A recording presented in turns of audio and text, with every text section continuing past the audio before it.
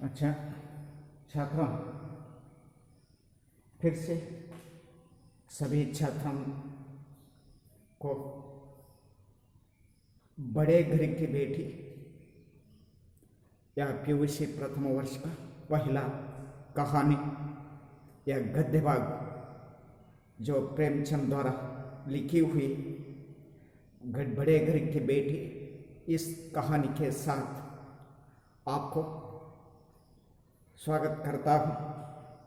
और आगे क्या हो गई है यही कहानी में फिर से हम जो थर्ड भाग है वो थर्ड भाग में अभी क्या है उसके बारे में विचार करेंगे। लेकिन जो बैक पीरियड में होने वाला विषय में जो कमेंट आ गया था उसमें हिंदी टू कन्नड़ा या सारांश आप बताने तो अच्छा हो सकता है, लेकिन हिंदी टू हिंदी उतना ही ठीक तरह से जो मालूम नहीं हो सकता है। इसके लिए हिंदी से कन्नड़ा ट्रांसलेशन करने तो अच्छा हो सकता है सर, जिस तरह जो कमेंट आ गया था। इसके लिए आज हम क्या करेंगे, हिंदी टू हिंदी और हिंदी टू कन्नड़ा तीनों ही विषय के बारे में विचार करेंगे। आपकी इच्छा के अनुसार हिंदी से जो कन्नड़ा ट्रांसलेशन आज से जो प्रारंभ हो सकता है, और इसके साथ आपका जो विचार है, आपका जो क्या चाहते हैं वो विषय के बारे में जो कमेंट बॉक्स में या कमेंट में लिख कर दिया तो आपका रुचि क्या है, आपका जो इंटरेस्ट किस तरह है उसके बारे में जो देखने के लिए मिलता है। इसके लिए जो आज तो हिंदी, इसके साथ जो कन्नड़ा के ट्रांसलेशन करने के साथ यही कहानी में अभी क्या है उसके बारे में विचार करेंगे। जो बैक पीरियड में क्या हो गया था, एक सिल्ली पॉइंट है वहाँ पर, वो सिल्ली पॉइंट से क्या हो गई है, बेनी माधव सिंह का जो घर है उनके घर में झगड़ा प्रारंभ हो सकी है। वो सिल्ली पॉइंट क्या है, घी या हनी। घी वहाँ पर थोड़ा था, लेकिन वो थोड़ा घी ही सभी मांस में डाल दिया, बाकी वहाँ पर घी नहीं है। लेकिन सांबर या दाल करने के समय में जो घी का अभाव पड़ी है, इसके लिए वहाँ पर लाल बिहारी एक अज्ञानी व्यक्ति है, एक अखड़ व्यक्ति है, एक पुलिस व्यक्ति है, उनके पास ज्ञान नहीं है। जो खाने बैठने के समय में क्या हो गया था, उनका जो भाभी है वो भाभी को पुकार कर इसमें घी नहीं डाला है किसके लिए, इस तरह जो प्रश्न पूछने के बाद घी सभी मांस में डाल दिया है, लेकिन बाकी घी नहीं। जिस तरह जो सौम्य रूप से आंसर आनंद ने दी गई, लेकिन वहाँ पर क्या हो गया है, लाल बिहारी सिंह का बात है बहुत ही कठोर है, हार्ड है। इसके साथ ही आज्ञा करता है, यही तुम्हारा घर नहीं है, हमारा घर है। तुम्हारे घर में किस तरह चलने तो हो सकता है, लेकिन हमारे घर में वही जो उनका क्या अनुभव है वो अनुभव इस घर में नहीं चलता था। इस तरह जो कठोर रूप से बात करती है, लेकिन यही विषय के साथ ही आगे झगड़ा स्टार्ट हो जाती है। वहाँ पर उनका जो कड़ा है या जूते हैं उससे मारती है आनंद को। वो जूते आने के समय में आनंद ने हाथ से वो जूते को रोकता है, उसी समय उनका उंगली को जो खून हो जाता है। इसके साथ ही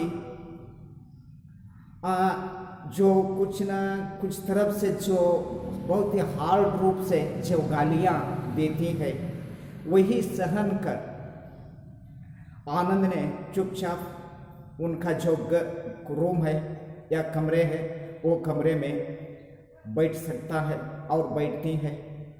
और इसके बाद उनका वो स्थल में या वो समय में उनके घर में जो उनके पति है या उनका जो श्रीकंठ है वो श्रीकंठ वहाँ पर नहीं है।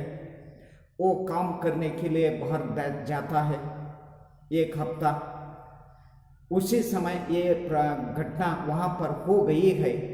इसके लिए वो घटना के साथ क्या अब भी आगे क्या हो सकता है इसके बारे में आज से फिर से प्रारंभ हो सकता है।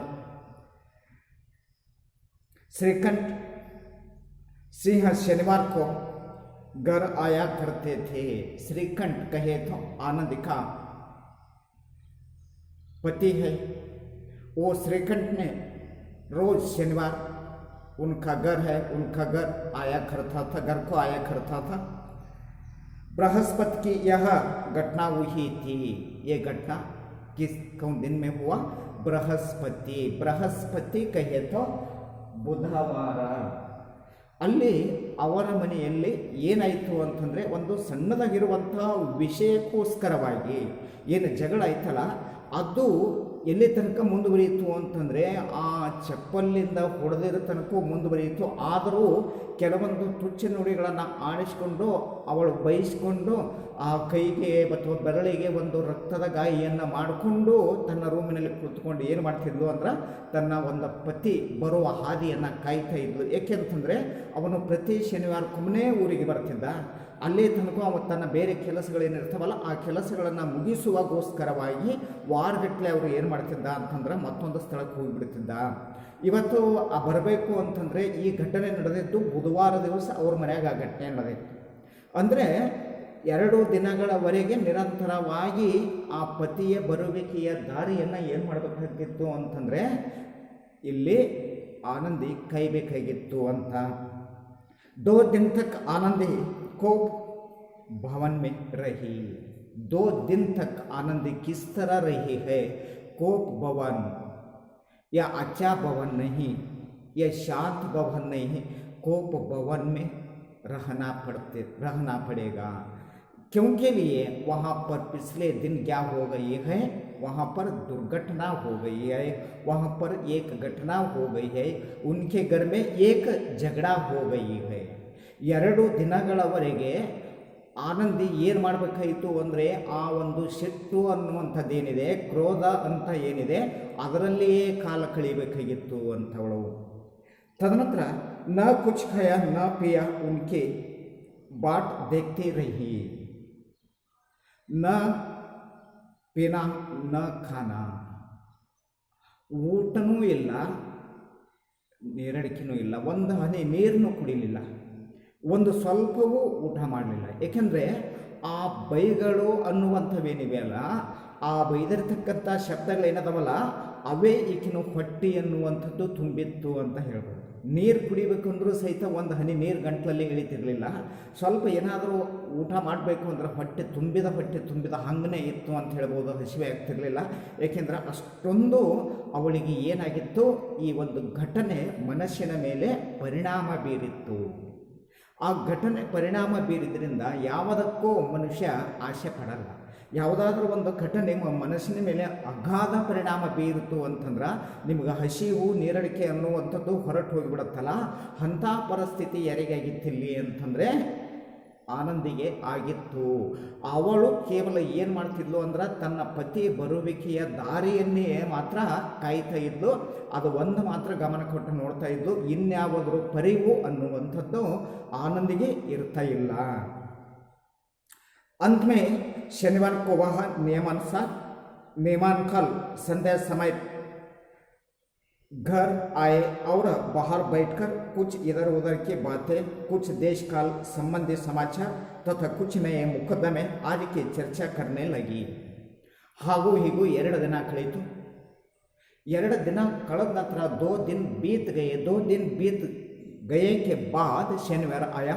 वो शनिवार दिन जो संध्या के समय में श्रीखंड घर को आया। घर आने के बाद जो 1 हफ्ता का वार्तालाप है, 1 हफ्ता का जो विषय है, क्या हो गई है घर में, क्या हो गई है, और घर के जो नाइबर रहती है वो नाइबर के घर की समस्या क्या है, और गांव का समस्या क्या है, गांव में क्या क्या हो गई है, जिस तरह जो वार्तालाप गांव का रहता है वो सभी विषयों को जानना पढ़ने का काम किसका था? वहाँ पर श्रीकंठ का था, क्योंकि लिए श्रीकंठ एक एजुकेटेड पर्सन है। ಹಿಂಗೆ 2 ದಿನಗಳ ಕಳೆದು 2 ದಿನಗಳ ಕಳೆದ ನಂತರ ಶನಿವಾರ ಬಂತು, ಸಾಯಂಕಾಲ ಮನೆಗೆ ಬಂದ. ಇನ್ನು ಮನೆಗೆ ಬಂದ ತಕ್ಷಣವೇ ಒಮ್ಮನೆ ಒಳಗೆ ಹೋಗಿ ತನ್ನ ಪತ್ನಿಗೆ ಅವ ಭೇಟಿಯಾಗಲಿಲ್ಲ. ಅದಕ್ಕೆ ಅವ ಏನು ಮಾಡ್ದ ಅಂತಂದರೆ 1 ವಾರದವರೆಗೆ ತಾನು ಊರು ಬಿಟ್ಟು ಹೋದ ನಂತರ ಏನೇನು ಆ ಊರಾಗಾಯಿತು, ತನ್ನ ಮನೆ ಮಗ್ಲಿಕ್ನವ್ರದ್ದು ಏನು ಸಮಸ್ಯೆ ಆಯಿತು, ತನ್ನ ಮನೆಯಲ್ಲಿ ಏನಾಯಿತು, ಅಥವಾ ಊರಾಗ ಯಾವ ಘಟನೆಗಳಾದವು, ಅಥವಾ ಮುಂದೆ ಏನು ಮಾಡಬೇಕಾಗ್ಯದ, ಹೀಗೆ ನೂರಾರು ಒಂದು ವಾರ್ತಾಲಾಪ ಅಂತ ಹೇಳ್ತಿದ್ದಾವೆಲ್ಲ ಅವುಗಳ ಬಗ್ಗೆ ಚರ್ಚೆ ಮಾಡ್ಕೋತಾನೆ ಇರ್ತಿದ್ದ. ಪ್ರತಿ ಶನಿವಾರಕ್ಕೂ ಅಷ್ಟು ನಡೀತಿತ್ತನೇ ಅದು ವಿಷಯ. ಯಾಕಂದ್ರೆ ಊರಾಗಿರುವಂಥ ಎಲ್ಲ ಪುರುಷರು ಏನು ಮಾಡ್ತಿದ್ರು, ಈ ವಿಷಯ ಇವತ್ತಿನ ದಿವಸ ಹಿಂಗಾಯಿತು, ಅಥವಾ ಇವತ್ತಿನ ದಿವಸ ಹೀಗಾಯಿತು, ಅಂಥ ಘಟನೆ ಅಲ್ಲೇ ಆಯಿತು, ಇಂಥವ್ರ ಮನೆಗೆ ಹೀಗೆ ಜಗಳ ಆಯಿತು, ಹೀಗೆ ನಾನಾ ಥರದ ಒಂದು ವಿಚಾರಗಳೇನದಾವಲ್ಲ ಆ ವಿಚಾರಗಳನ್ನು ಏನು ಮಾಡ್ತಿದ್ರು ಅಂದರೆ ಅವನ ಮುಂದೆ ಹೇಳ್ತಿದ್ರು. ಅವ ಸಂಜೆ 4 ಗಂಟೆ ಕೂತ ಅಂದ್ರೆ ರಾತ್ರಿ 10 ಗಂಟೆ ತನಕ ಆ ಊರಿನ ವಿಚಾರ ಮಾಡೋದೇ ಆಗ್ತಿತ್ತು. ಯಾಕೆ ಆಗ್ತಿತ್ತು ಅಂತಂದ್ರೆ ಶ್ರೀಕಂಠ ಏನಿದ್ದ ಒಬ್ಬ ಜ್ಞಾನವನ್ನು ಪಡೆದುಕೊಂಡಿರ್ತಕ್ಕಂಥ ವ್ಯಕ್ತಿ ಆಗಿದ್ದ ಅನ್ನುವಂಥ ವಿಷಯವನ್ನು ನಾವಿಲ್ಲಿ ನೆನಪಿನಲ್ಲಿ ಇಟ್ಕೊಳ್ಬೇಕಾಗುತ್ತೆ. यह वार्तालाप 10 बजे रात तक होता रहा। यही वार्तालाप का जो सब्जेक्ट है, गांव का जो मैटर है, वो मैटर रात कितने बजे तक होता था? 10 बजे तक। ಈ ಒಂದು ಊರಿನ ಘಟನೆ ಅನ್ನುವಂಥದ್ದೇನಿದೆ, ಊರಿನ ಒಂದು ಮೆಟ್ರ್ ಅಂತ ನಾವೇನು ಹೇಳ್ತೀವಲ್ಲ, ಆ ವಿಷಯ ಎಲ್ಲಿ ತನಕ ಹೋಗ್ತಾ ಇತ್ತು ಹಾಗೇನೆ ಚರ್ಚೆ ಮಾಡುತ್ತಾ ಡಿಸ್ಕಸ್ ಮಾಡ್ಕೊತ ಅಂತಂದ್ರೆ ರಾತ್ರಿ 10 ಗಂಟೆ ಆದರೂ ಮುಗಿತಿರ್ಲಿಲ್ಲ ಒಳಗೊಂದೊಂದು ಸಲ. ಹಾಗೆ 10ರ ತನಕ ಇದನ್ನು ಏನು ಮಾಡ್ತಾಯಿದ್ರು ಅಂತಂದರೆ ಚರ್ಚೆಯನ್ನು ಮಾಡ್ತಾಯಿದ್ರು. ಯಾರ್ಯಾರು ಆ ಊರಾಗಿರ್ತಕ್ಕಂಥ ಪ್ರಮುಖರು ಜೊತೆಗೆ ಶ್ರೀಕಂಠನ ಕುಂತುಕೊಂಡು ಆ ಎಲ್ಲ ಘಟನೆಗಳನ್ನು ವಿಚಾರ ಮಾಡಿ ಅದಕ್ಕೆ ಒಂದು ಪರಿಹಾರ ಅನ್ನುವಂಥದ್ದು ಕಂಡುಕೊಂಡು ತಾನು ಮನೆಗೆ ಹೋಗಿ ರೆಸ್ಟ್ ತಗೋಬೇಕು ಅಂದ್ರೆ ಕನಿಷ್ಠ 10 ಗಂಟೆ ಆಗ್ತಿತ್ತು ಅಂತ ಹೇಳ್ತಾ ಇದ್ದಾರೆ ಅವರು. गांव के भद्र पुरुषों को इन बातों में ऐसे आनंद मिलता था कि खाने पीने को भी सुधि नहीं रहती थी। देखिए श्रीकंठ का बात किस तरह है। जो गांव का सभी वार्तालाप को निभाने का काम है वो काम श्रीकंठ ने करता है, जिसके लिए श्रीकंठ का जो बातचीत है वो बातचीत अच्छे लगती है। इसके लिए वहाँ उनकी जो गांव में भद्र पुरुषों कहे तो उनका गांव में जो प्रधान नागरिकों है वो नागरिकों को ये इसके साथ बातचीत करने के समय में जो खाना पीना का व्यवस्था है वो व्यवस्था को बोल सकता है। ನೋಡಿ, ಇವನು ಶ್ರೀಕಂಠ ಹೆಂಗೆ ಮಾತಾಡ್ತಿದ್ದಪ್ಪ ಅಂತಂದರೆ ಊರಾಗಿರುವಂಥ ಏನು ಪ್ರಮುಖ ನಾಯಕರೇನದಾರಲ್ಲ ಅವರೆಲ್ಲ ಬಂದು ಕುಂತ್ಕೊಂಡು ಇವನ ಜೊತೆ ಚರ್ಚೆ ಮಾಡುವಂತಹ ಸಂದರ್ಭದಲ್ಲಿ ಅವರು ತಮ್ಮ ಊಟದ ಆಗು ಹೋಗುಗಳನ್ನೇ ಮರೆತು ಬಿಡ್ತಿದ್ರು ಅಂತ ಹೇಳ್ಬೋದು.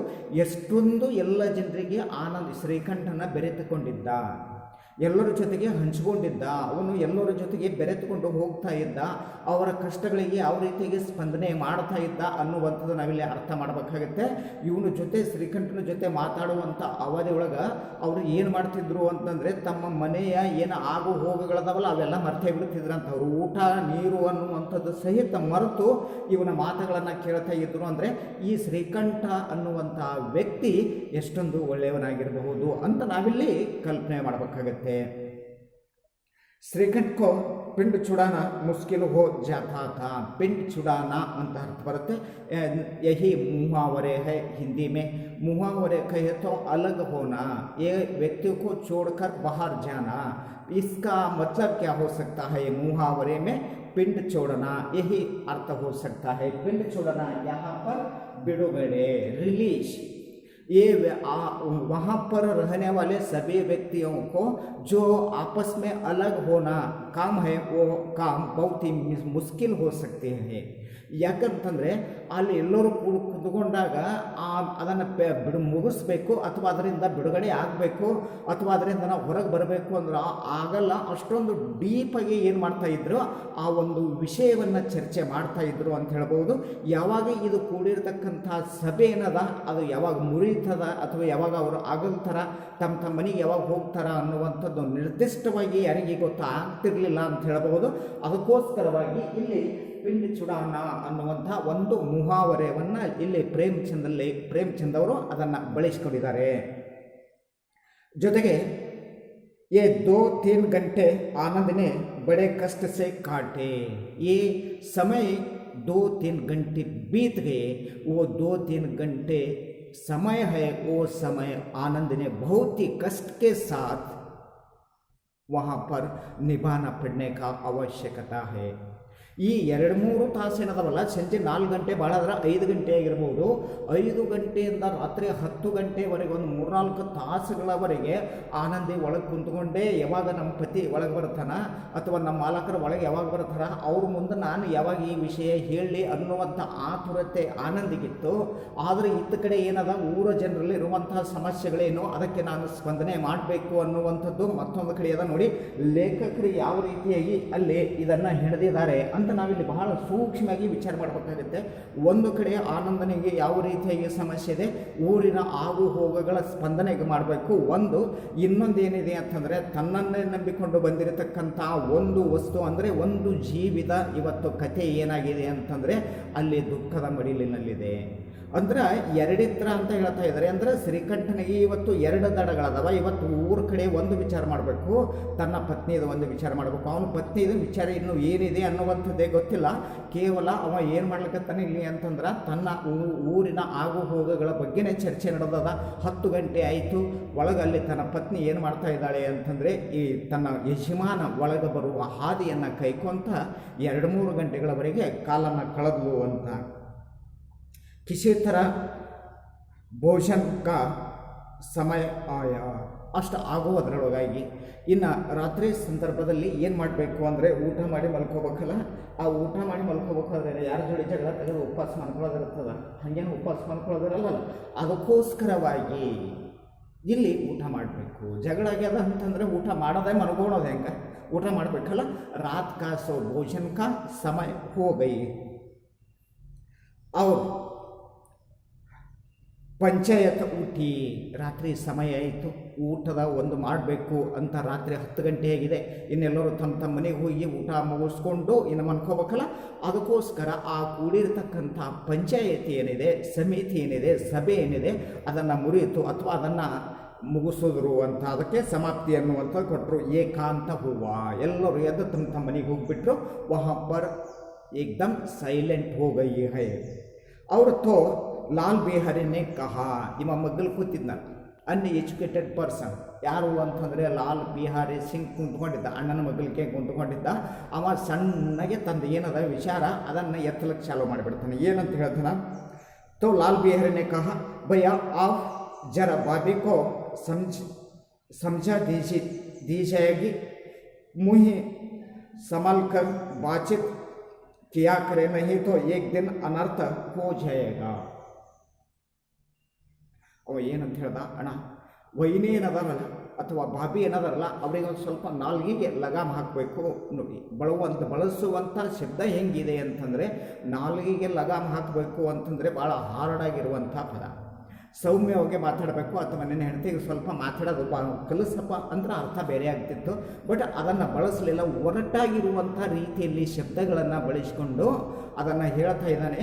ಒಂದು ವೇಳೆ ನೀನು ಅವಳಿಗೆ ಹಿಡಿತದಲ್ಲಿ ಇಟ್ಟುಕೊಳ್ಳದೇ ಇದ್ರೆ ಏನಾಗುತ್ತೆ, ಈ ಮನೆಯಲ್ಲಿ ಮುಂದೊಂದು ದಿನ ಅನರ್ಥ ಸಂಭವಿಸ್ತಾ ಇದೆ. ನೋಡಿ ಏನು ಭಾಳ ದೊಡ್ಡ ಘಟನೆ ಆಗಿ ಹೋಗ್ಬಿಟ್ಟದು. ಒಂದು 10-20 ಮರ್ಡರ್ ಆಗ್ಯಾದೋ ಅಥವಾ ಮನೆ ಬಿಟ್ಟು ಇವರಿಗೆಲ್ಲರಿಗೆ ಹೊರಗೆ ಹಾಕ್ಯಾಳೋ ಅನ್ನುವಂಥ ರೀತಿಯಲ್ಲಿ ಅವ ಹೇಳ್ತಾ ಇದ್ದಾನೆ. ಅವಳ ನಾಲಿಗೆ ಹತ್ತಿ ಹಿಡಿಲಿಲ್ಲಪ್ಪ ಅಂದ್ರೆ, ಅವಳಿಗೆ ನಿನ್ನ ಆಧೀನದಲ್ಲಿ ಇಟ್ಕೊಳ್ಳಿಲ್ಲಪ್ಪ ಅಂತಂದರೆ, ಅವಳಿಗೆ ಬಿಗತ್ ಮಾಡಲಿಲ್ಲ ಅಂತಂದರೆ ಮುಂದೆ ಈ ಮನೆಯಲ್ಲಿ ಒಂದು ದಿನ ಏನಾಗುತ್ತೆ, ಅನರ್ಥ ಆಗಿ ಹೋಗ್ತದ, ಅರ್ಥಕ್ಕೆ ಅನರ್ಥ ಆಗಿ ಹೋಗುತ್ತೆ. ಅದಕ್ಕೋಸ್ಕರವಾಗಿ ನೀನು ಎಚ್ಚೆತ್ತುಕೊಳ್ಳಬೇಕು ಅನ್ನುವಂಥ ಸೂಚನೆ ಏನಿಗೆ ಕೊಡ್ತಾನಲ್ಲಿ ಅಂತಂದರೆ ತನ್ನ ಅಣ್ಣನಿಗೆ ಲಾಲ್ ಬಿಹಾರಿ ಸಿಂಗ್ ನೀಡ್ತಾ ಇದ್ದಾನೆ. ಬೇನಿ ಮಾಧವ್ ಸಿಂಗ್ನೆ ಬೇಟೆ ಕೋ ಬೇಟೆ ಕಿ ಓರ್ ಸಾಕ್ಷಿ ದಿ. ಬೇನಿ ಮಾಧವ್ ಸಿಂಗ್ ಯಾರು ಅಂತಂದರೆ ಆನಂದಿಯ ಮಾವ, ಅಂದರೆ ಲಾಲ್ ಬಿಹಾರಿ ಸಿಂಗನ ತಂದೆ ಅಥವಾ ಶ್ರೀಕಂಠನ ತಂದೆ. ಶ್ರೀಕಂಠ್ ಮತ್ತು ಲಾಲ್ ಬಿಹಾರಿ ಸಿಂಗ್ ಮತ್ತು ಅವರ ಜೊತೆಗೆ 3 ಜನ ಕುಂತ್ಕೊಂಡಿದ್ದಾರೆ. ಆವಾಗ ಲಾಲ್ ಬಿಹಾರಿ ಸಿಂಗ್ ಹೇಳಿದ ತಕ್ಷಣವೇ ಅವರ ತಂದೆಯಾಗಿರತಕ್ಕಂಥ ವ್ಯಕ್ತಿ ಅಥವಾ ಹಿರಿಯವಾಗಿರ್ತಕ್ಕಂಥವ ತಾನು ಬೆದರಿಸಿ ಬಿಡಬಹುದಾಗಿತ್ತು, ಸಂಭಾಳಿಸಿ ಬಿಡಬಹುದಾಗಿತ್ತು. ಅವನೇ ಅಲ್ಲ ಮೊದಲು ಚಪ್ಪಲ್ಲೇ ಹೊಡೆದ, ಹೌದಲ್ಲ, ಕಾಲನ್ನು ತೆಗೆದು ಬೀಸಿ ಹೊಡೆದವ ಅವನೇ ಅಲ್ಲ. ಇವಾಗ ಹೇಗೆ ಅಲ್ಲಿ ಏನು ಮಾಡ್ತಾನಂತಂದ್ರೆ ಲಾಲ್ ಬಿಹಾರಿ ಹೇಳೇನಲ್ಲ, ಅದಕ್ಕೆ ಪುಷ್ಟಿಯನ್ನು ಕೊಡ್ತಾ ಇದ್ದಾನೆ, ಅದಕ್ಕೆ ಸಪೋರ್ಟನ್ನು ಮಾಡ್ತಾ ಇದ್ದಾನೆ. ಹೌದು, ಲಾಲ್ ಬಿಹಾರಿ ಸಿಂಗ್ ಅವ ಹೇಳಿದ್ದು ಸತ್ಯ ಅದ, ನಿನ್ನ ಹೆಂಡತಿಯನ್ನು ನೀನು ಏನು ಮಾಡಬೇಕು ಅಂದರೆ ಬಂಧನದಲ್ಲಿ ಇಟ್ಕೊಳ್ಬೇಕು. ಹೀಗೆ ಅದಕ್ಕೆ ಸಾಕ್ಷಿ ಕೊಡುವಂಥ ರೀತಿಯಲ್ಲಿ ಬೇನಿ ಮಾಧವ್ ಸಿಂಗ್ ಅವರು ಉತ್ತರಿಸ್ತಾ ಇದ್ದಾರೆ. ಹಾ ವಹ ಬೇಟೆಯೋं का यह ಸ್ವಭಾವ ಅಚ್ಚ ನಹಿ ಕಿ ಮರ್ದ್ ಕೆ ಮುಹ್ ಲಗೆ. ಆ ಹುಡುಗಿ ಏನದಾಳಲ್ಲ, ನಿನ್ನ ಹೆಂಡತಿ ಏನದಾಳಲ್ಲ, ಆ ಹೆಂಡತಿಯ ಸ್ವಭಾವ ಹಿಂಗದ ಅಂತಂದರೆ ಆ ಮನೆಯಾಗಿರ್ತಕ್ಕಂಥ ಗಂಡಸರು ಏನದಾರಲ್ಲ ಅವ್ರ ಮುಂದೆ ಹೆಂಗೆ ಮಾತಾಡಬೇಕು ಅನ್ನೋದಕ್ಕೆ ಗೊತ್ತಿಲ್ಲ ಅಂತ ಅರ್ಥ. ಹಂಗೆ ಹೇಳ್ತಾ ಇದ್ದಾರೆ. ಅವ್ರಿಗೆ ಗಂಡಸರ ಮುಂದೆ ಹೆಂಗೆ ಮಾತಾಡಬೇಕು ಅನ್ನೋದಕ್ಕೆ ಹೆಣ್ಮಗಳಿಗೆ ಒಟ್ಟ ಗೊತ್ತಿಲ್ಲ, ಆ ಹುಡುಗಿಗೆ ಒಟ್ಟ ಗೊತ್ತಿಲ್ಲ, ಅವಳಿಗೆ ಜ್ಞಾನ ಅನ್ನುವಂಥದ್ದಿಲ್ಲ.